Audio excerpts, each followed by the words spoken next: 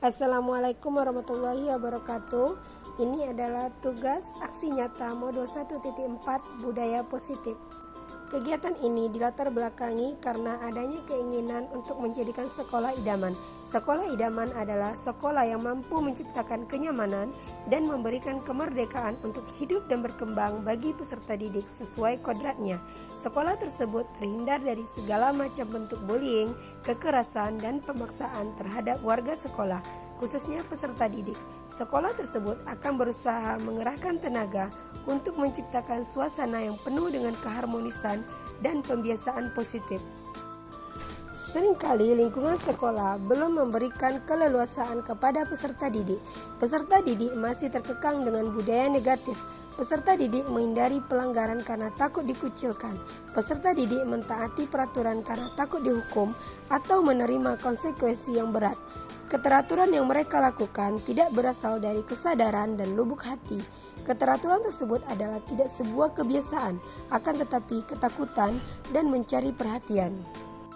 Seyogyanya lah sekolah harus berusaha menciptakan iklim pendidikan yang mampu mempersiapkan setiap warganya, khususnya peserta didik, yang melakukan budaya positif.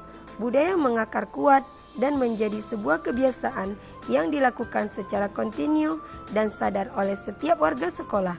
Semua pihak harus terlibat dalam pembiasaan positif tersebut. Pembiasaan positif yang merupakan budaya positif akan menjadi budaya sekolah. Budaya yang dipegang teguh oleh seluruh warga sekolah dan menjadi kekhasan dari sekolah tersebut. Budaya tersebut harus terintegrasi dalam seluruh kegiatan sekolah, baik dalam pra-pembelajaran, proses pembelajaran, ataupun di luar kelas, seperti dalam kegiatan ekstrakurikuler. Pertanyaannya adalah, bagaimana budaya positif dapat tumbuh dan tertanam dalam proses pembelajaran? Bagaimana budaya positif dapat terbiasa dilakukan dalam kegiatan ekstrakurikuler? Harapannya, jika budaya positif mengakar dalam diri setiap peserta didik, maka terciptalah profil pelajar Pancasila. Yang menjadi tujuan dari kegiatan ini yaitu 1. Menumbuhkan budaya positif dengan kesepakatan kelas. 2. Menumbuhkan nilai-nilai profil pelajar Pancasila pada diri peserta didik dalam kegiatan pembelajaran. Yang ketiga, mengintegrasikan dan melatih peserta didik untuk menanamkan nilai-nilai profil pelajar Pancasila dalam kegiatan ekstrakurikuler. Adapun tolak ukurnya yaitu 1. Peserta didik mampu membuat kesepakatan yang dipasang di dinding kelas. 2. Peserta didik dapat menerapkan nilai-nilai profil pelajar Pancasila secara sadar dan kontinu dalam proses pembelajaran. Yang ketiga, peserta didik terlibat aktif dalam kegiatan ekstrakurikuler dengan sadar mengamalkan nilai-nilai profil pelajar Pancasila. Adapun langkah-langkah yang akan dilakukan yaitu sosialisasi kepada seluruh warga sekolah meliputi kepala sekolah, guru, peserta didik, dan tenaga kependidikan terkait disiplin positif, kesepakatan kelas, dan profil pelajar Pancasila. Guru menjelaskan tentang pengertian dan pentingnya kesepakatan kelas. Guru memfasilitasi peserta didik untuk membuat kesepakatan kelas. Kesepakatan kelas yang telah disepakati selanjutnya ditandatangani seluruh warga sekolah dan dipasang di dinding kelas. Sosialisasi kepada seluruh peserta didik baru tentang penumbuhan karakter dengan mengikuti kegiatan ekstrakurikuler dan pentingnya mengikuti kegiatan ekstrakurikuler, menumbuhkan, menanamkan, dan mengatur nilai-nilai profil pelajar Pancasila dan kegiatan ekstrakurikuler, mendokumentasikan setiap kegiatan ekstrakurikuler yang menumbuhkan, memantulkan, dan mempersiapkan nilai-nilai profil pelajar Pancasila. Dukungan yang dibutuhkan agar terciptanya budaya positif yaitu orang tua di rumah dalam membiasakan budaya positif, warga sekolah sebagai teladan bagi peserta didik dalam menanamkan budaya positif, dan seluruh warga sekolah berkolaborasi, bergotong royong, dan bergerak bersinergi dalam menciptakan serta melaksanakan budaya positif di sekolah. Selanjutnya, mari kita saksikan video dokumentasi berikut ini.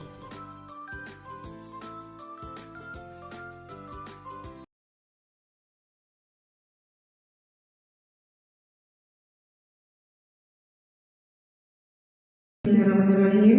Assalamualaikum warahmatullahi wabarakatuh. Waalaikumsalam warahmatullahi wabarakatuh. Innal hamdalillah nasta'inu wa nastaghfiruh wa na'udzu billahi min shururi anfusina may yahdihillahu fala mudhillalah wa la hadiyalah. Asyhadu an la ilaha illallah wa asyhadu anna Muhammadan abduhu wa rasuluh sallallahu alaihi wasallam la nabiyya ba'da. Puji syukur marilah kita ucapkan kepada kehadiran Allah Subhanahu wa taala di mana pada hari ini hari Sabtu kita masih bisa hadir di sekolah kita melaksanakan kegiatan seperti biasa, dan selanjutnya ada kegiatan kita terkhusus pada hari ini seperti yang kita adakan di Lokal Fatimah. Amin ya rabbal alamin. Selawat beserta salam selalu kita kirimkan kepada arwah junjungan kita Nabi besar Muhammad SAW dengan lafaz Allahumma sholli ala Muhammad wa ala ali Muhammad. Semoga dengan banyaknya berselawat kita diberi syafaat di akhir yaumul mahsyar nanti. Amin ya rabbal alamin. Selanjutnya bunda-bunda kita masuk kepada kegiatan inti, yaitu yang dilaksanakan oleh guru penggerak Kabupaten Kampar, yaitu alhamdulillah oleh bunda guru kita di Asia ini, Bunda Halimah SPD AUD. Kepada bunda kami persilahkan dengan waktu dan tempat.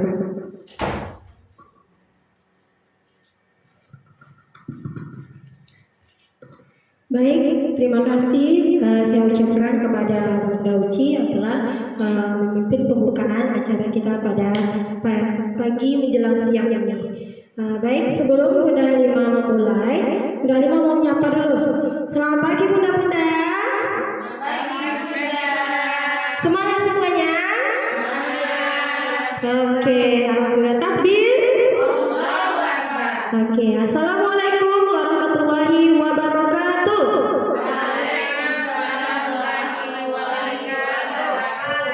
Baik, alhamdulillahirabbil alamin. Bersyukur kita kepada Allah Subhanahu wa taala yang telah memberikan kita semua nikmat kesehatan sehingga kita semua bisa berkumpul pada hari ini, yaitu hari Sabtu tanggal 26 November tahun 2022, tepatnya di ruangan kelas Fatimah atau kelas TK.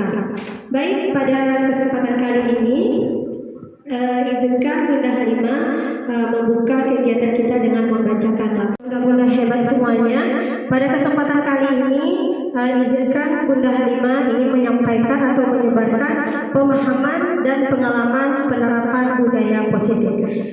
Baik, sebelum kita masuki materi inti, Bunda Halimah ingin menyampaikan selamat datang para guru hebat. Mari belajar bersama, mari berkolaborasi, mari saling mendukung demi mewujudkan disiplin positif di sekolah tercinta kita. Nah, bunda-bunda semuanya, sebelum kita lanjutkan, ada baiknya kita happy terlebih dahulu, karena nanti materinya lumayan banyak. Jadi sebelum kita mendalami materi yang akan kita pelajari pada kesempatan kali ini, Bunda Halimah ingin mengajak bunda-bunda semuanya untuk melakukan permainan games. Mau bunda-bunda? Oke, semangat semuanya ya. Game ini namanya tentang game berhitung dor. Misal Bunda Yeni bilang berhitungnya dari 1, kemudian Bunda Warda kan 2 tuh. Nah, tapi Bunda Warda bilangnya dor. Nah, 2-nya dalam hati. Kemudian Bunda Sari 3, Bunda Wirna dor. Nah, jadi kelipatan 1 seperti itu semuanya dari Bunda Yeni sampai ke depan nanti. Bisa Bun? Bisa Bunda? Bisa kita mulai? Oke, kita mulai. Dimulai dari Bunda Yeni. 3 dor.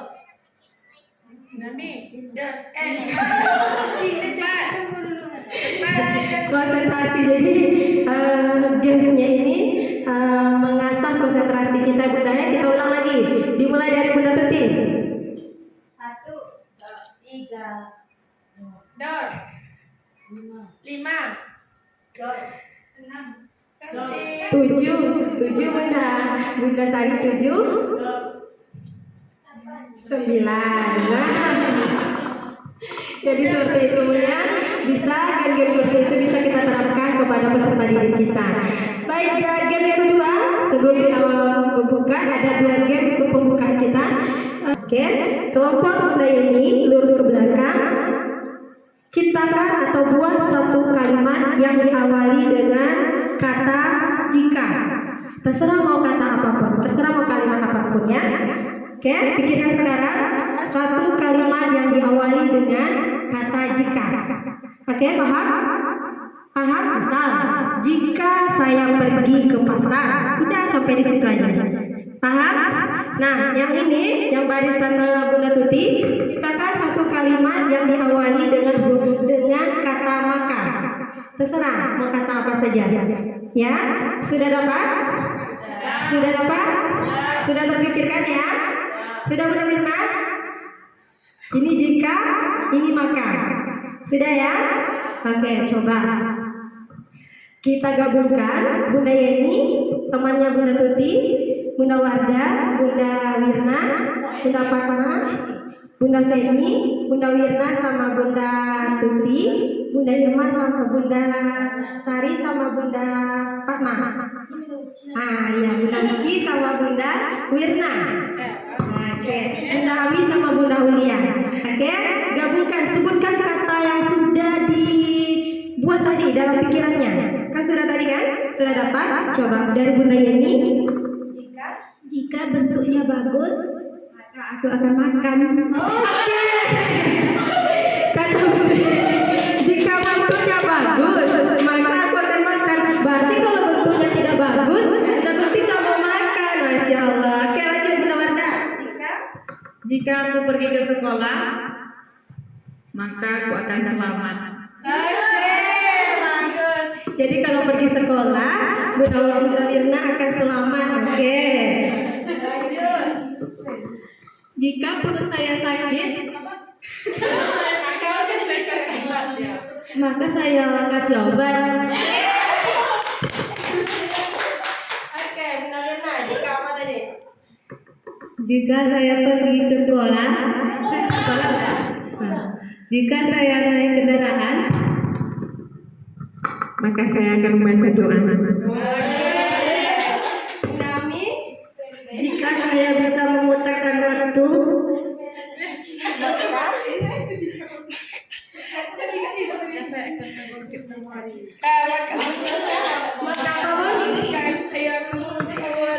Kata Bunda Ami, jika saya memutarkan waktu, maka saya akan mengungkit memori. Oke, terima kasih Bunda. Sudah happy semuanya? Sudah hidup lampunya semua? Jadi intinya dari game ini ya Bunda, kita tidak menciptakan kalimat tadi ketika setelah mendengar kalimat kata jika. Ya, tadi kan Bunda Alma sudah bilang, ciptakan sekarang kalimat yang diawali jika dan maka. Terserah mau nyambung atau tidaknya terserah. Nah, contohnya ini tadi kan natural. Kata Bunda ini, jika bentuknya bagus, maka saya akan makan. Jadi kan natural seperti itu Bun ya. Jadi apa refleksi dari games ini? Jadi kita tidak bisa atau kita tidak bisa mengetahui apa yang dipikirkan oleh orang lain. Kita hanya bisa memberikan support dari luar. Tentu kuncinya dari diri kita masing-masing. Apapun itu dimulai dari diri kita masing-masing. Baik, adapun yang akan kita pelajari pada kesempatan kali ini yaitu tentang perubahan paradigma baru, kemudian disiplin positif, kebutuhan dasar manusia, motivasi perilaku manusia, posisi kontrol restitusi, dan segitiga restitusi terakhir nanti tentang keyakinan kelas. Oke. Selanjutnya kita lihat slide berikutnya. Nah, materi yang pertama yaitu tentang pembelajaran dengan paradigma baru. Pembelajaran dengan paradigma baru ini dirancang berdasarkan prinsip pembelajaran yang berdiferensiasi, sehingga setiap siswa belajar sesuai dengan kebutuhan dari tahap perkembangan untuk mewujudkan profil pelajar Pancasila.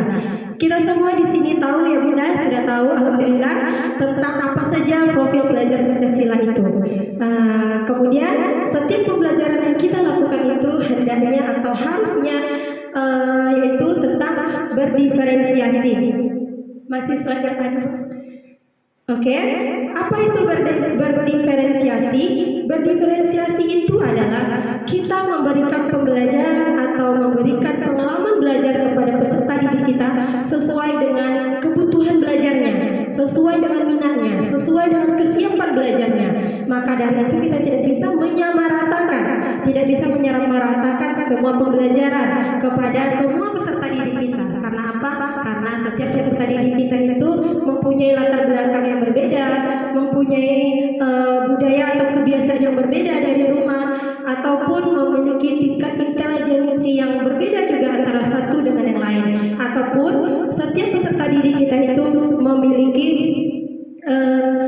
gaya belajarnya yang berbeda, ya.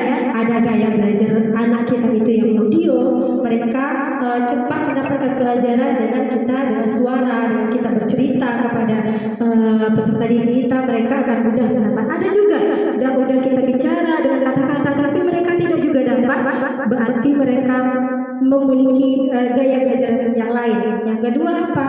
Ada namanya visual. Nah, mereka belajarnya dengan melihat gambar, dengan melihat media. Oleh karena itu kita apalagi di tingkat fase fondasi ini di PAUD, kita diharapkan atau dituntut untuk memberikan media pembelajaran yang secara visual, karena dari visual itu nanti anak-anak didik kita yang memiliki gaya belajar visual dapat terstimulasi pembelajarannya. Kemudian yang ketiga ada namanya kinestetik. Kinestetik itu apa? Setiap peserta didik kita itu ada yang tidak bisa mereka duduk saja. Ya saya ada anak yang tidak bisa seperti itu, duduk rapi dari pagi sampai selesai pembelajaran ada. Tapi ketika kita bawa mereka melakukan permainan, misalnya belajar sambil bermain, belajar dengan melakukan gerakan, ada anak-anak yang bersemangat melakukan itu, berarti mereka adalah tipe atau gaya belajarnya kinestetik, yaitu dengan gerakan. Nah, seperti itu ya Bunda. Kemudian kita beralih ke materi kedua. Nanti kalau ada mau kita diskusikan, bisa kita buka sesi tanya jawab. Kemudian tentang disiplin. Nah, apa itu disiplin positif? Apa itu disiplin? Nah, dalam budaya kita, makna kata disiplin merupakan sesuatu yang dilakukan seseorang pada orang lain untuk mendapatkan kepatuhan, pendekatan mendidik anak untuk melakukan kontrol diri dan pembentukan kepercayaan diri. Nah, inti dari disiplin itu adalah patuh. Ya, kita mengharapkan anak ini disiplin supaya patuh pada aturan, itu yang kita harapkan. Padahal di kurikulum Merdeka ini kata disiplin itu bukan lagi dari motivasi eksternal, bukan lagi dari motivasi gurunya. Nah, bagaimana kita sebagai guru mampu menumbuhkan motivasi dalam diri anak kita, dalam diri peserta didik kita, bahwa mereka untuk belajar. Nah, dan jadi dari situ ya Bunda ya. Jadi kalau kita lihat ada peserta didik kita yang tidak mau menyelesaikan pekerjaannya, apa biasanya apa yang kita lakukan? Kita minta dia untuk tetap menyelesaikan sampai selesai kan? Nah, dan di sini bukan berarti disiplin itu seperti itu. Baik, mudah-mudahan sekarang kita masuk materi tentang kebutuhan dasar manusia. Nah, di sini kalau kita lihat dari slide yang ada di depan kita ini, ada 5 kebutuhan dasar manusia. Baik itu orang dewasa, begitu juga dengan anak-anak. Yang pertama yaitu tentang kebutuhan untuk bertahan hidup. Nah, apa itu kebutuhan bertahan hidup? Ini sifatnya fisiologis. Apa saja? Yaitu makanan, kesehatan, tempat tinggal, dan yang paling mendasar sekali semua kita membutuhkan perasaan aman dan nyaman. Ya. Nah, ini dinamakan kebutuhan bertahan hidup. Nah, ini bukan hanya pada orang dewasa saja, tapi juga pada anak-anak. Tentu kita semua mengharapkan atau membutuhkan kebutuhan yang pertama ini. Kemudian yang kedua ada kebutuhan kasih sayang dan rasa diterima. Apa itu kebutuhan kasih sayang dan rasa diterima? Yaitu kebutuhan akan hubungan dan koneksi sosial, memberi dan menerima kasih sayang, menjadi bagian dari suatu kelompok, apakah itu teman, keluarga, atau pasangan hidup. Ini kalau untuk orang dewasa. Nah, kalau kepada anak-anak itu adalah teman atau di dalam keluarganya. Jadi anak-anak kita itu atau peserta didik kita itu mereka landasan mereka itu mereka membutuhkan yang pertama yaitu kebutuhan hidup, kemudian yang kedua mereka membutuhkan kasih sayang dan rasa diterima, apakah itu di lingkungan di rumahnya maupun di lingkungan sekolah. Kemudian yang ketiga, manusia itu membutuhkan yang namanya yaitu penguasaan. Tidak bisa kita pungkiri ya, semua kita ada dalam masing-masing diri kita itu ada yang nomor 3 ini, yaitu kita berhak berkuasa. Jadi apa itu penguasaan? Yaitu pengakuan atas kemampuan, kekuatan untuk mencapai suatu kompetensi, keterampilan, prestasi dan harga diri. Nah, di sini penguasaan di sini kalau kita lihat pada anak didik kita, jadi ada kalau kita perhatikan masing-masing di dalam kelas itu ada yang ingin memimpin kawan-kawannya, ada yang ingin selalu menjadi ketua, dia selalu ingin tampil ke depan. Berarti di sini kebutuhannya yang paling besar yang mau dia penuhi. Nah, jadi tidak bisa kita salahkan. Jangan sayang, kasih dulu ke teman, kamu terus aja yang pimpin kelas. Jadi tidak bisa kita patahkan semangatnya ya, karena di sini kebutuhan penguasaan diri dia, ingin berkuasa di suatu komunitas itu, ingin dia coba penuhi, ingin dia coba isi itu dalam dirinya. Nah, seperti itu ya. Jadi kemudian yang keempat ada kebutuhan kebebasan. Nah, semua kita tentunya tidak ingin dikekang. Tidak ada orang yang ingin dikekang atau dibatasi. Kita tentu sifat dasar kita itu ingin bebas. Ingin bebas apa itu? Kebutuhan akan pilihan, kita berhak untuk memilih mana yang terbaik menurut kita. Kemudian kemandirian, otonomi dalam diri kita, mampu mengendalikan arah hidup, kemudian senang mencoba hal-hal baru dan yang menarik. Nah, di sini kalau kita lihat pada peserta didik kita, ada peserta didik kita itu kalau kita dapati di dalam kelas, dia itu senang untuk melakukan sesuatu dengan sendiri, atau kalau kita beri tugas kerjakan yang ini tidak benar, aku mau yang ini saja. Nah, di sini peserta didik kita mencoba memenuhi kebutuhan dasarnya yaitu ingin bebas, tidak ingin kita perintah, tidak ingin kita atur, yuk kerjakan yang ini dulu, tidak ya. Jadi disinilah kita memberikan kebebasan peserta didik kita. Peserta didik boleh memilih mana yang menurut peserta didik, mana yang menurut anak bunda ingin kerjakan, yang anak bunda minati terlebih dahulu. Jadi begitu ya. Jadi yang kelima yaitu kebutuhan tentang kesenangan. Nah, di sini kebutuhan untuk bermain, tertawa bersama, mengerjakan hal-hal yang disenangi dan menikmati apa saja yang membuat peserta didik kita itu senang. Nah, dari 5 dasar atau 5 kebutuhan peserta didik atau 5 dasar kebutuhan manusia ini dimulai dari bertahan hidup, kasih sayang dan rasa diterima, penguasaan, kebebasan dan kesenangan inilah yang berusaha dipenuhi. Kita pun sebagai orang dewasa, kita selalu berusaha untuk memenuhi kebutuhan yang ini. Sadar atau tidak sadar kita telah memenuhi kebutuhan kita yang 5 ini. Nah, bagaimana memenuhi? Kalau tidak terpenuhi dengan baik secara positif kebutuhan kita yang 5 ini, maka tidak jarang kita dapati manusia ataupun peserta didik kita yang melakukan melakukan kesalahan. Nah, kita pun ya melakukan suatu kesalahan. Bisa jadi karena kebutuhan dasar kita belum terpenuhi. Nah, contohnya yang pertama, kebutuhan hidup. Ada kita dapati peserta didik kita di dalam kelas yang mengambil makanan temannya tanpa izin. Tentu kita sebagai guru, kenapa kita harus minta izin dulu sayang? Kenapa diambil? Jangan buru-buru kita marahkan, ya. Jangan buru-buru kita sebagai pendidik langsung hakimi. Mengambil barang orang, memang dia telah barang orang, tapi jangan kerja seperti didik kita itu.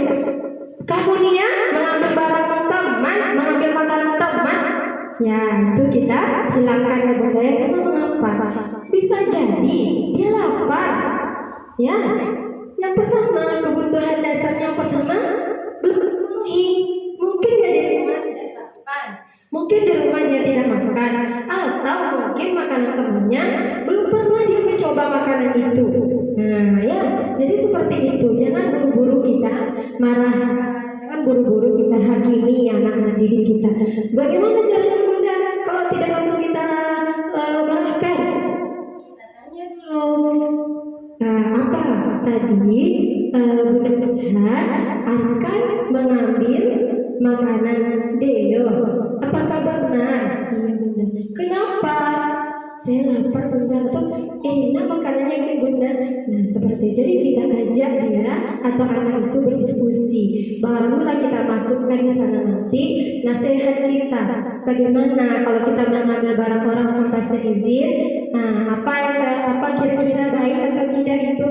Biarkan peserta didik kita itu menalar sendiri, ya, berpikir sendiri ini baik ini tidak baik. Kita hanya mengarahkan. Nah, jadi seperti itu Bunda ya. Kemudian contoh dari kasih sayang yang harus diterima. Karena kita dapatkan di kelas itu peserta didik kita itu suka mengganggu orang, menendang, memukul, mencubit, ya Bunda, atau tanpa ada yang diawali atau ada kawan yang mengganggu terlebih dahulu dia secara spontan memukul temannya. Nah bisa jadi kebutuhan rasa diterimanya di dalam kelas tidak terpenuhi oleh kita. Bagaimana itu rasa diterima? Semuanya udah kami anggap sama gitu kan? Mungkin dia pengen, mungkin di dalam diri dia itu kebutuhan kasih sayang dan rasa diterima itu besar. Nah berbeda dari anak yang satu ini, misalnya hanya 20%, anak yang satu ini dia membutuhkan kasih sayang dan rasa diterima itu 50%. Itu paling dominan dalam dirinya. Bisa jadi. Nah jadi kita tidak dibolehkan atau tidak diperkenankan untuk langsung menghakimi peserta didik kita. Terlebih dahulu kita tanyai dulu semua tingkah laku, semua perilaku kita, semua perilaku orang dewasa, semua perilaku anak-anak didik kita ada landasannya, ada alasannya, ya. Tidak ada perilaku itu secara spontanitas, semuanya itu ada landasannya, walaupun gerakannya ada yang dilakukan secara spontan. Kemudian kebebasan tadi juga sama sudah disampaikan contohnya, kebebasan dan kesenangan. Nah, dalam belajar kita memberikan materinya monoton saja, ya. Kita tidak ajak mereka untuk bersenang-senang, kita tidak ajak peserta didik kita untuk bereksplorasi keluar, contohnya melihat berjalan-jalan keluar. Kita hanya pengennya di dalam kelas duduk rapi, pegang buku, pegang pensil. Nah itu namanya anak kita itu belum terpenuhi kebutuhan kebebasan dan kesenangannya. Jadi inilah kebutuhan 5 kebutuhan dasar yang mendasari semua perilaku kita, perilaku peserta didik kita. Jika tidak terpenuhi 5 kebutuhan dasar ini, itulah yang kita dapati ada peserta didik kita yang melakukan kesalahan. Nah, itu ya. Baik, kita lanjut untuk materi yang berikutnya. Nah, materi berikutnya yaitu tentang motivasi perilaku manusia. Nah, di sini di tampilan slide ini ada berapa benar? Ada berapa motivasinya?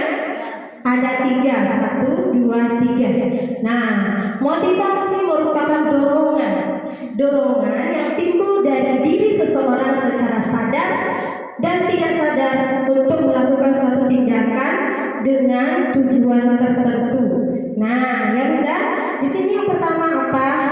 Motivasi atau landasan diri kita atau dorongan yang timbul dari diri kita itu yang pertama yaitu kita melakukan suatu kebaikan atau melakukan suatu kegiatan yang pertama menghindari ketidaknyamanan atau hukuman. Nah, ya, jadi jika kita dapatkan peserta didik kita melakukan atau menaati atau mengerjakan tugasnya itu karena motivasi yang pertama ini takut dihukum atau takut dimarahkan Bunda, berarti mereka adalah murid yang melakukan disiplin diri ini karena takut dihukum. Nah, ini merupakan motivasi eksternal. Nah, motivasi eksternal ini nanti hubungannya ke identitas gagal ya Bunda.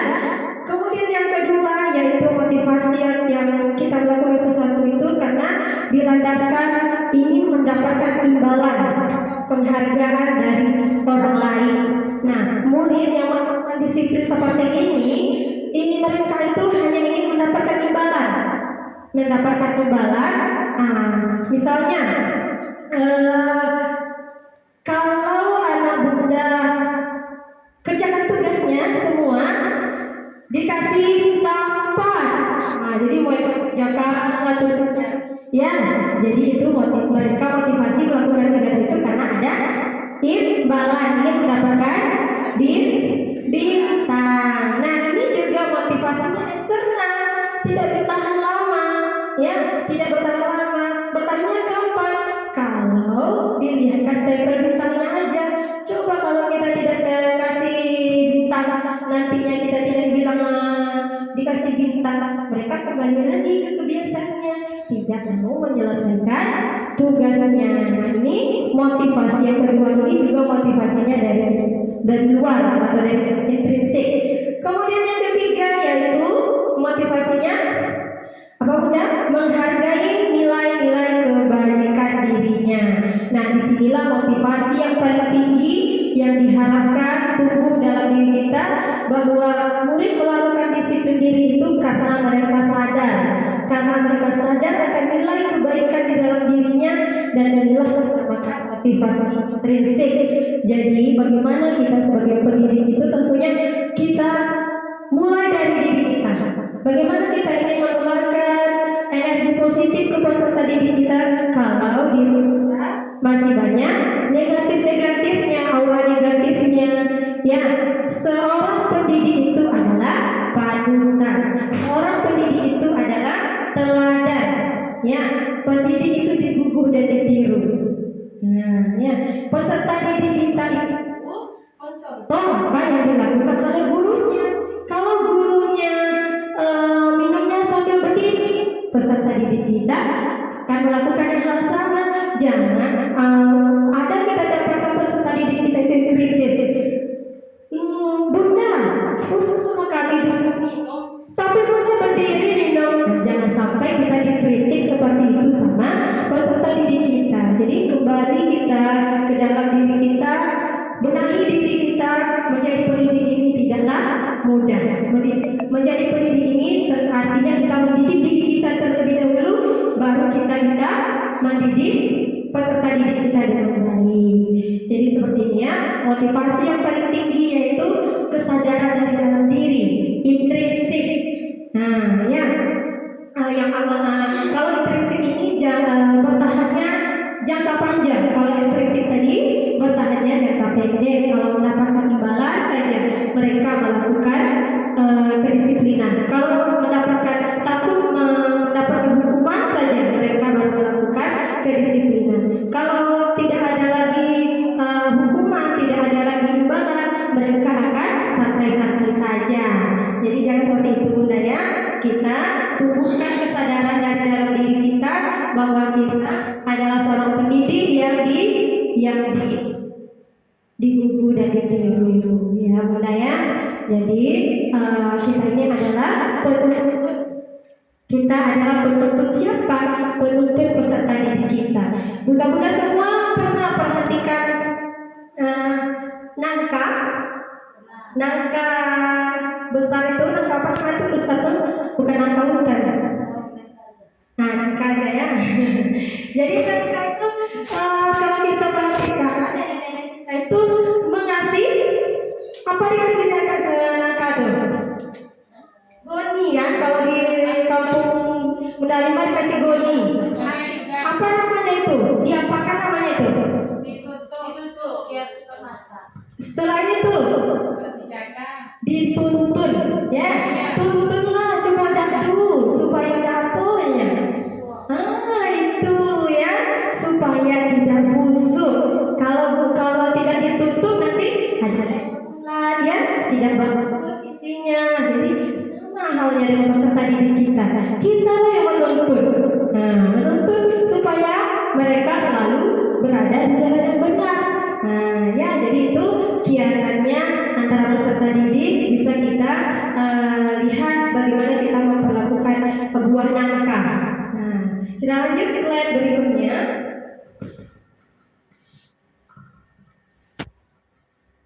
Nah, di sini yaitu tentang materi konsep disiplin dan identitas gagal. Ada 2 poin penting dalam menciptakan identitas gagal.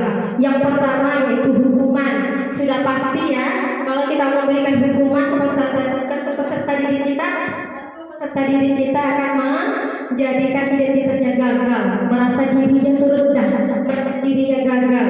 Nah, yang kedua penghargaan. Ternyata penghargaan itu bisa juga menjadi hukuman. Hukuman bagi siapa? Nih, ada orang dapatkan penghargaan, ternyata itu adalah hukuman. Hukuman bagi siapa? Hukuman bagi peserta didik yang lain yang tidak mendapatkan penghargaan. Nah, ya, kita beralih ke hukuman. Kita sudah tahu jika kita memberikan hukuman, tentu akan menyakitkan, membuat rasa tidak nyaman bagi peserta didik kita. Murid kita jadi takut sama kita. Nanti dibilangnya bunda-bunda itu jahat katanya. Terus hukuman itu kalau kita minta peserta didik itu pasti kita memaksa dia kan. Peserta itu pasti tak mau kita suruh dia mencatat satu lembar, pasti dia tidak mau. Tapi kita paksa. Nah, di sini ada pemaksaan.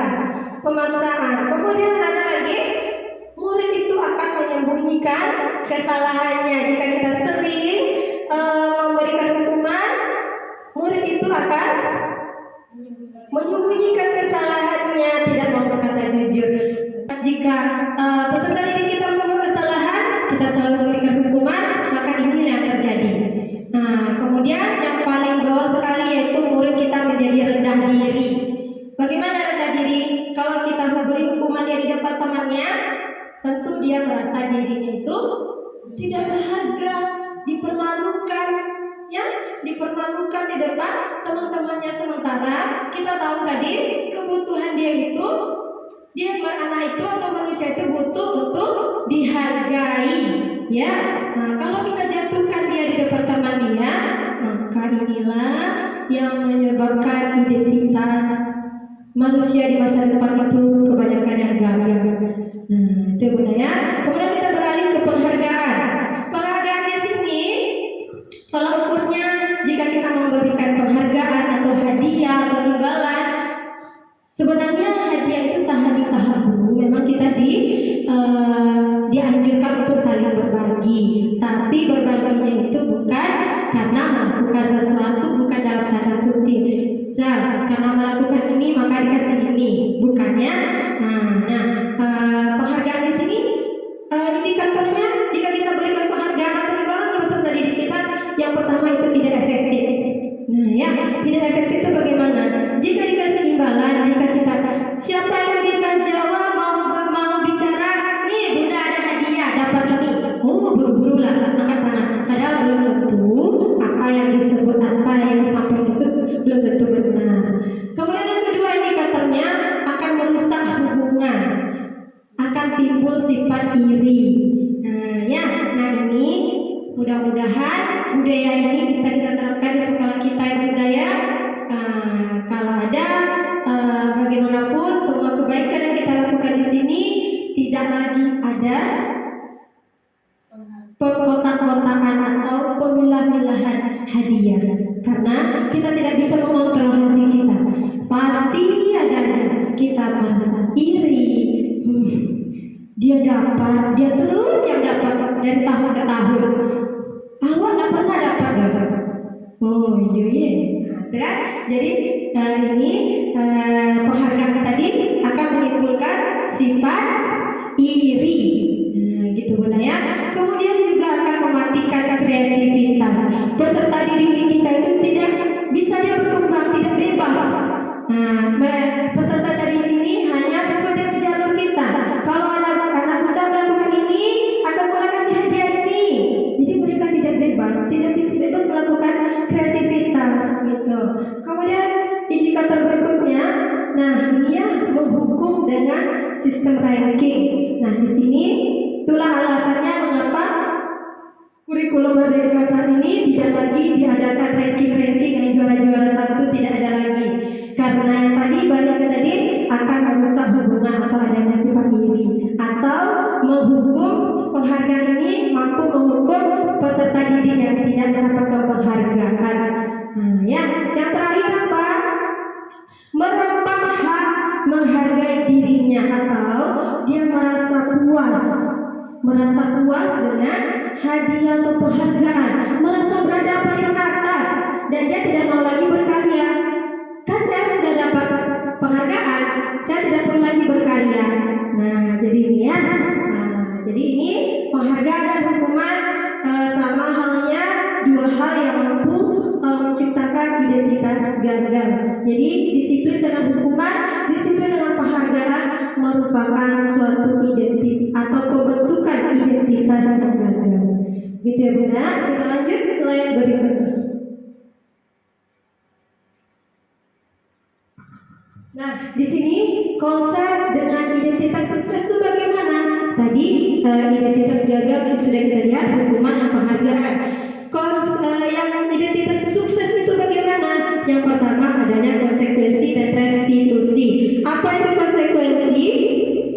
Konsekuensi itu adalah sesuatu yang dapat diukur, yang sejalan dengan sebab akibatnya. Contohnya begini.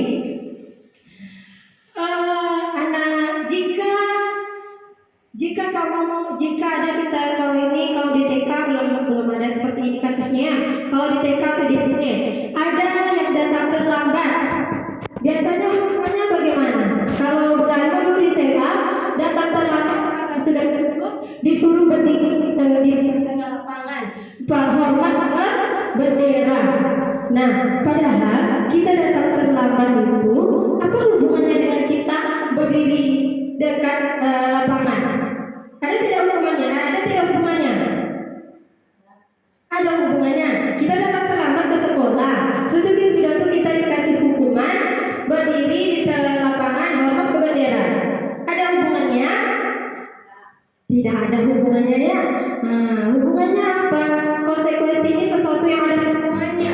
Contohnya, jika kita datang terlambat 30 menit, masuk jam 8 datang jam 9, maka yang terlambat ini pulangnya 30 menit lagi lama dari teman yang lain. Untuk apa? Untuk mengganti 30 menit yang dia lambat datang.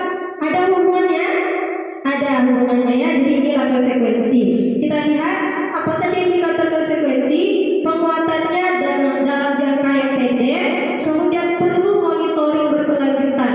Kita perlu memonitoring peserta didik kita. Kemudian ada stimulus dan respon. Murid menghormati peraturan serta murid kehilangan waktu untuk merenungi kesalahannya. Ya, konsekuensinya sudah kita berikan. Jadi peserta didik kita itu atau murid itu tidak ada waktu untuk merenungi apa kesalahan saya, apa yang harus saya lakukan supaya besok saya tidak melakukan ini lagi. Nah, jadi tidak ada waktu mereka untuk merenungi atau berefleksi dalam dirinya. Kemudian kita lihat restitusi. Restitusi ini indikatornya murid itu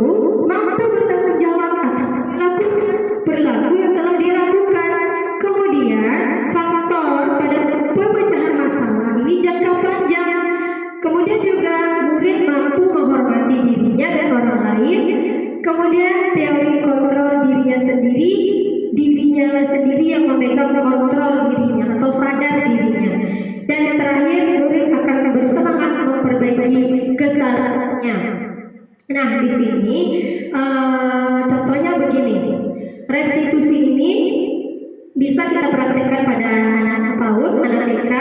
Misalnya begini, ada murid kita yang berebutan mainan Lego misalnya. Nah, Legonya cuma sedikit, dia pengen menguasai, dia pengen memenuhi kebutuhan dasar dia, ingin penguasaan. Dia mainkan Legonya banyak-banyak. Kemudian ditarik sama temannya satu lagi. Nah, mereka rebutan gitu, tarik-tarikan gitu kan. Di sini pada kasus ini bisa kita terapkan restitusinya. Bagaimana caranya? Kita panggil mereka berdua, lalu kita tanya, tadi Bunda perhatikan kalian berdua tarik-tarikan Lego, benar? Iya Bunda. Kenapa? Kenapa bisa tarik-tarikan Lego? Siapa yang mau bercerita? Siapa yang mau ceritakan? Iya Bunda, ini Legonya banyak-banyak. Dan ada Lego yang warna pink lagi Bunda. Jadi mainkannya semua Lego warna pinknya. Terus kita tanya lagi, jangan langsung kita ambil pembicaraan anak yang satu, kita dengarkan lagi pembicaraan yang kedua. Coba Bunda dengar dari si B. Tadi si A sudah cerita, coba si B gimana? Iya Bunda, saya itu sukanya warna pink. Saya mau membuat love yang berwarna pink Bunda. Nah, jadi ada alasan mereka. Setelah kita dengar alasannya, baru kita satukan. Oke, Bunda di sini tidak mencari siapa yang salah, bukan A dan B yang salah. Ya, Bunda dulu waktu kecil pernah seperti ini. Nah, jadi itu menguatkan identitas anak didik kita. Bunda dulu waktu kecil pernah rebutan Lego sama kawan Bunda, tarik-tarikan juga Bunda waktu kecil. Jadi anak berpikir, oh ternyata Bunda ini dulu waktu kecil kayak gini juga, tarik-tarikan Lego. Nah, di sana kita masuk aksi kita. Ya, anak Bunda kalau tarik-tarikan Lego itu kira-kira nyaman atau enggak? Enak atau enggak? Sakit atau tidak? Sakit Bunda, tangannya sakit. Nah, kalau sakit, nah itu kira-kira enak atau tidak? Tidak enak Bunda. Yang enaknya gimana? Lepaskan Bunda. Kalau lepas itu gimana? Berbagi Bunda. Nah ya, kita kembali ke keyakinan kelas kita. Apa keyakinan kelas kita? Aku suka persahabatan Bunda. Kata seperti itu. Jadi mereka yang mencari pemecahan masalah, kita hanya memfasilitasi. Nah, anak Bunda tadi itu sudah marah-marahan. Apa yang harus anak Bunda lakukan? Kalau kita berbuat salah, apa yang kita lakukan kira-kira? Apa ya Bunda?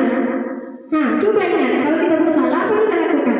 Satu, minta maaf Bunda. Iya, bagus, minta maaf. Ayo lakukan. Nah, jadi seperti itu, kita fasilitasi. Jangan langsung minta maaf cepat. Jangan kita yang tadi ngomong apa kelahi, cepat minta maaf. Kalau kita bersalah tuh minta maaf orang. Nah, jadi seperti itu Bunda. Biarkan mereka yang memikirkannya solusi permasalahannya. Inilah yang dinamakan restitusi. Restitusi ini dampak jangka panjangnya sangatlah baik. Ya, kalau kita perhatikan orang-orang dewasa sekarang, mudah-mudahan bukan kita salah satunya, kalau dalam mendapati masalah mereka kebanyakan menyalahkan orang lain, ya kan? Menyalahkan orang lain, bukan introspeksi ke diri dia, tapi menyalahkan orang lain. Nah, jika kita tanam ini sejak dini dari fase fondasi, mudah-mudahan jika mereka dewasa besok, mereka adalah pribadi-pribadi yang mampu bertahan hidup dengan baik di lingkungan masyarakatnya. Nah, tidak menjadi sampah masyarakat. Selanjutnya kita komentar Bunda Azan. Boleh? Saya Apa coba? Alasan kamu apa lagi? Kapan sih kamu tidak terlambat? Malas sekali ya kamu jadi anak. saya Dasar pemalas. Gak kapok-kapok sih kamu. Sudah berapa kali terlambat? Sana, kamu keliling lapangan basket 2 kali. kenapa saya harus ke lapangan basket Bu? Kenapa? Kamu mau lawan ibu?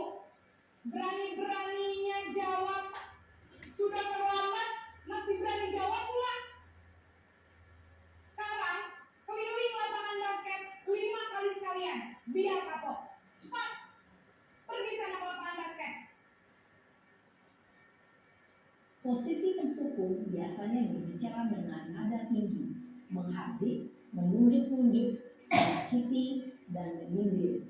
Hukuman bisa berupa fisik maupun psikis. Ibu dan bapak guru hebat. Dampak yang terjadi pada murid ketika guru berada pada posisi penghukum adalah murid cenderung akan memberontak, bahkan menyimpan dendam.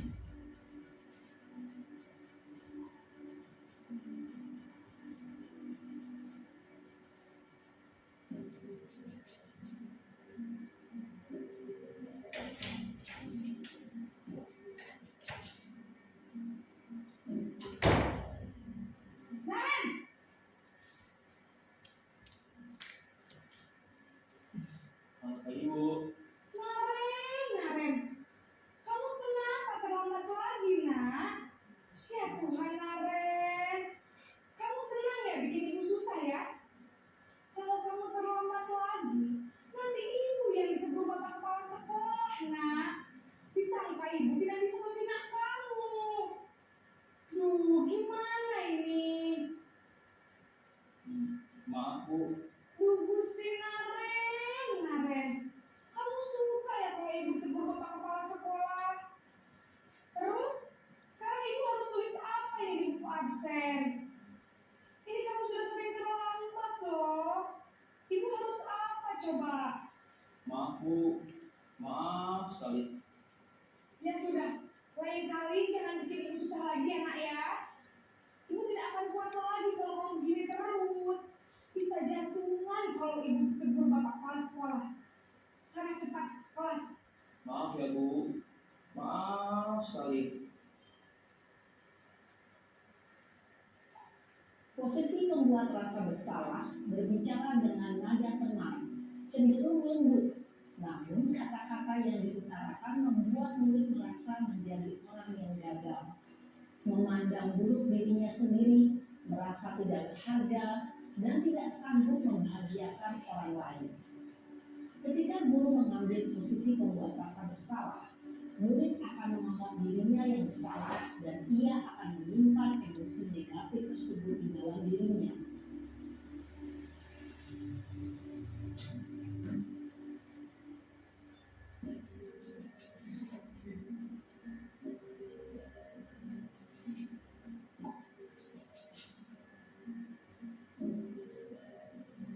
Naren,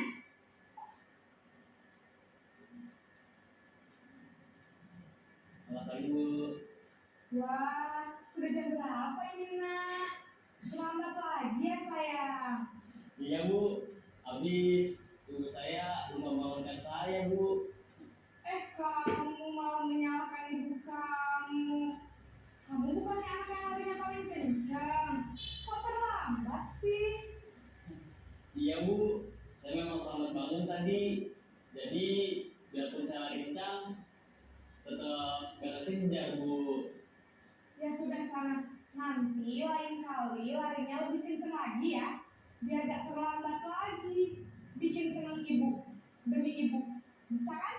Bisa lah, Bu. Ya sudah sana masuk kelas. Ibu beresin urusan absen kamu.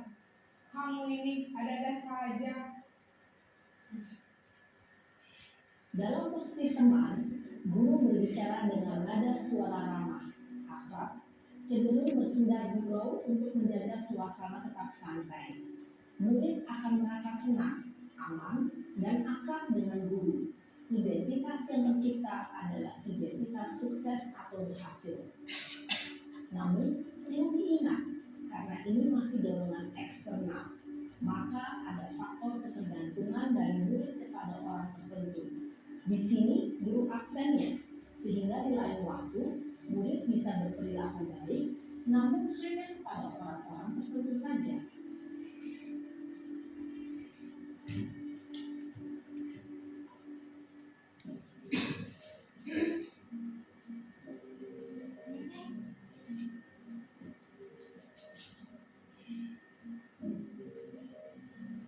Naren,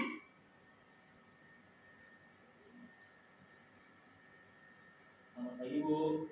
Naren, apa peraturan sekolah kita tentang jam berapa kita harus masuk sekolah nak?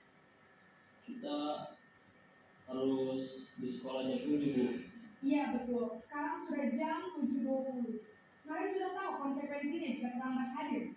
Paham Bu, saya harus tinggal kelas pas jam istirahat selama 20 menit. Iya benar, konsekuensinya demikian. Jadi nanti jam 9.30 pas istirahat, kamu harus tinggal di kelas, kerjakan tugas tambahan untuk ketertinggalan kamu, ya? Baik Bu. Posisi pemantau mengandalkan penghitungan atau data untuk mengontrol murid. Guru mengarahkan murid berdasarkan peraturan dan konsekuensi. Seorang pemantau menunjukkan bahasa tubuh dan ekspresi wajah yang datar dan cenderung formal.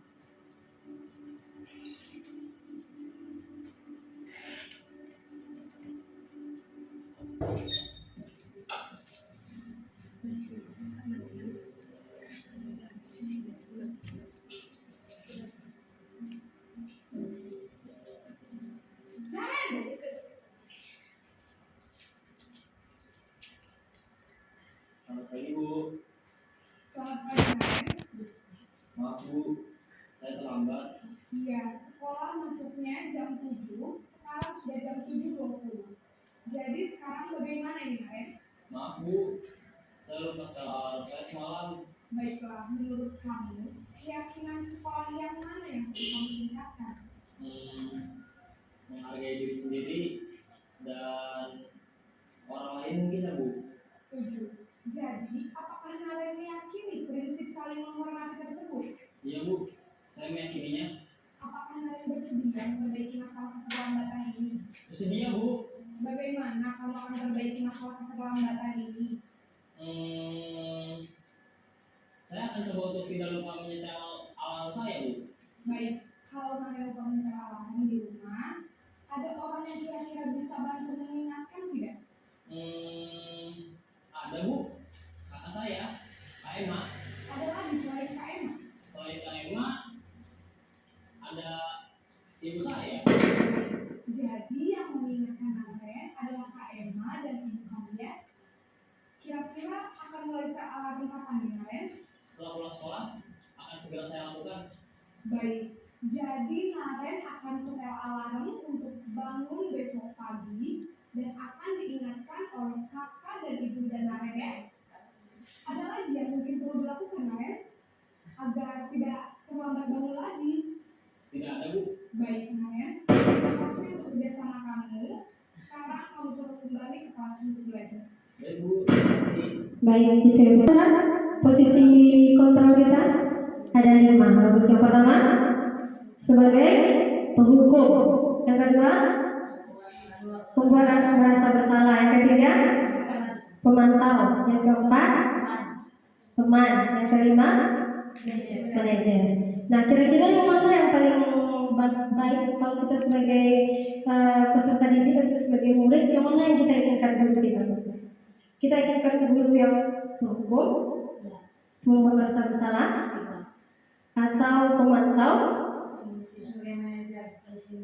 teman, nanti dia cuma menganggap gurunya itu aja sebagai teman, dia lainnya nggak dihargai. iya, ya. Jadi kita ya, setinggi-tingginya posisi kita yang paling baik yaitu di posisi manajer. Tadi sudah kita lihat, ya bagaimana ibu guru tadi memperlakukan Naren di posisi penghukum, bagaimana ibu tuh di posisi pembuat rasa bersalah. Nah, dua posisi ini, penghukum dan pembuat rasa bersalah ini mampu menciptakan peserta didik atau menurunkan harga diri peserta didik kita. Nah, yang ketiga lagi tadi itu ada pemantau, teman, manajer. Nah, 3 posisi ini bisa dikatakan posisi yang baik, ya. Namun yang paling tinggi yaitu posisi manajer, ya. Boleh saatnya kita berada di posisi teman, ada saatnya boleh kita berada di posisi teman, jadi kita tidak kaku-kaku saja. Tapi ada saatnya kita berada di posisi pemantau, kita hanya memantau murid kita. Kemudian yang paling bagus lagi kita berada di posisi manajer. Manajer ini dengan menerapkan restitusi tadi. Nah, itu ciri-ciri guru yang berada di posisi manajer. Jika jika menghadapi peserta didiknya yang melakukan kesalahan, mereka menanggapi dengan proses restitusi. Jadi tidak asing lagi ya, jika kedepannya ada nanti orang yang berbicara restitusi, kita semua tidak asing lagi dengan istilah restitusi. Sekarang itu lagi viralnya restitusi.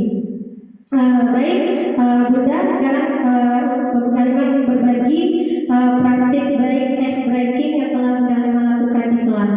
Mungkin mudah-mudahan ini bisa menjadi inspirasi atau lebih baik dari yang telah kami lakukan di kelas.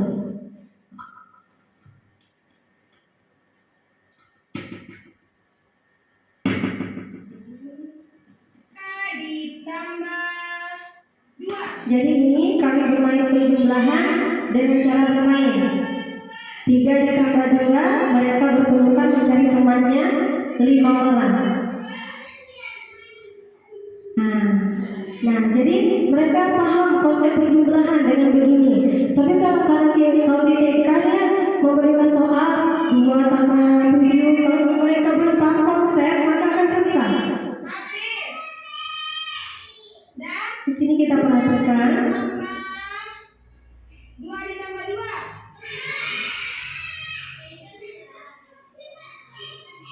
Jadi mereka bergerak di sini termotivasi atau terstimulasi gaya belajar yang sinestetik. Seperti itu ya. Kemudian bermain yang kedua yaitu siapa yang duluan. Ayo, Lid. Seperti itu ya. Jadi untuk membangkitkan konsentrasi peserta didik kita. Satu-satu, Lid. Sana lagi jalan. Jadi bukan hanya kita saja, boleh kita libatkan peserta didik kita. Ini anak kami yang bernama Alif ini memiliki kebutuhan dasar sebagai penguasa yang tinggi. Dia ingin selalu menjadi pemimpin teman-temannya. Ada lagi satu namanya Abid, juga sama. Kebutuhan dasar sebagai penguasanya juga tinggi. Nah, jadi sini ya Bunda dapat kita perhatikan. Jadi sebelum kita memulai kegiatan itu, kita lakukan ice breaking terlebih dahulu untuk menghidupkan saraf-saraf peserta didik kita. Jadi pelajaran yang masuk nanti itu akan lebih mudah. Biarkan mereka berbahagia, tertawa, kebebasannya terpenuhi, kebutuhan kesenangannya terpenuhi. Kesana lagi ke perempuan lagi. Ke perempuan. Nah, lebih kurang seperti itu Bunda ya, boleh di-off-kan. Nah, jadi begitu Bunda materi kita pada hari ini. Mudah-mudahan praktik baik yang Bunda Halimah coba sharekan kepada kita bersama, mudah-mudahan menjadi inspirasi bagi kita semua dan bisa diterapkan di kelas kita masing-masing, bahkan lebih baik lagi daripada yang telah pernah kami lakukan. Di sini ada close statement, kalimat terakhir yang Bunda Halimah coba sampaikan untuk diri sendiri, terkhususnya untuk diri Bunda Halimah sendiri dan untuk kita bersama yang ada di sini. Amal yang paling hebat bagi seorang guru yaitu mendidik. Ya, seorang pendidik itu sudah dikatakan tadi adalah seorang penuntun. Jadi amal yang terhebat bagi seorang guru itu adalah mendidik. Tidak semua guru itu adalah seorang pendidik. Ya, tidak semua guru itu adalah mereka mendidik anaknya. Kemudian rekreasi yang paling indah adalah mengajar. Ketika kita dapati peserta didik kita kadang-kadang menjengkelkan, membuat kita pusing, membuat kita kesal, tapi ingatlah satu gambaran bahwa mereka lah atau salah satu dari mereka yang akan menarik tangan kita ke surga kelak. Jadi Bunda ya, menjadi pendidik itu adalah pekerjaan atau profesi yang mulia. Jadi bagaimana kita jadikan di sekolah ini adalah ladang amal kita. Kita hadirkan gambaran peserta didik kita itu di akhir kelak mereka akan menolong kita atau menjadi sebab kita atau kita diberikan dunia surga. Jadi seperti itu Bunda ya. Jika ada 1000 pendidik yang melakukan perubahan, berani melakukan perubahan, pastikan pendidik itu adalah saya. Jika ada 100 pendidik yang melakukan perubahan di sekolahnya, pastikan pendidik itu adalah saya. Dan jika ada 10 pendidik yang melakukan perubahan di sekolahnya, pastikan itu adalah saya. Dan jika ada satu pendidik yang melakukan perubahan di sekolahnya, saya pastikan itu adalah saya.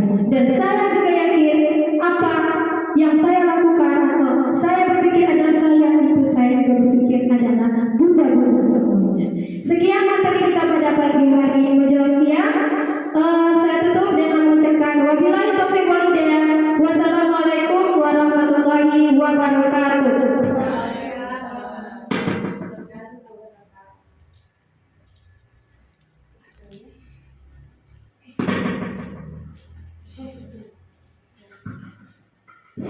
Terima kasih kita ucapkan kepada Bunda Halimah yang telah menyampaikan banyak materi yang sangat bermanfaat bagi kita semua ya bunda-bunda. Semoga kita bisa mempraktekkan dalam aktivitas kita kesehari-harian kita di sekolah. Terima kasih sekali lagi kepada Bunda Halimah. Tepuk konsentrasi dulu Bunda. Tepuk konsentrasi. Konsentrasi. Ayo konsentrasi. Ulang lagi. Konsentrasi. Ayo konsentrasi. Konsentrasi. Dimulai. Masya Allah, terima kasih Bunda Halimah. Assalamualaikum warahmatullahi wabarakatuh. Silakan cicipi ini snack makan siangnya ya bunda-bunda.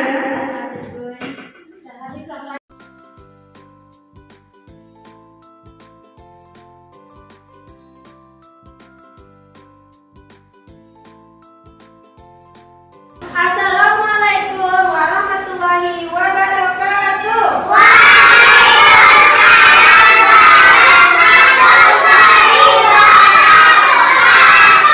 Oke, hari ini Bunda mau ngajak anak Bunda untuk membuat keyakinan kelas kita.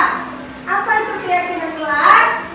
Yaitu adalah nilai-nilai yang kita yakini adalah nilai kebaikan yang kita percaya lalu kita kerjakan.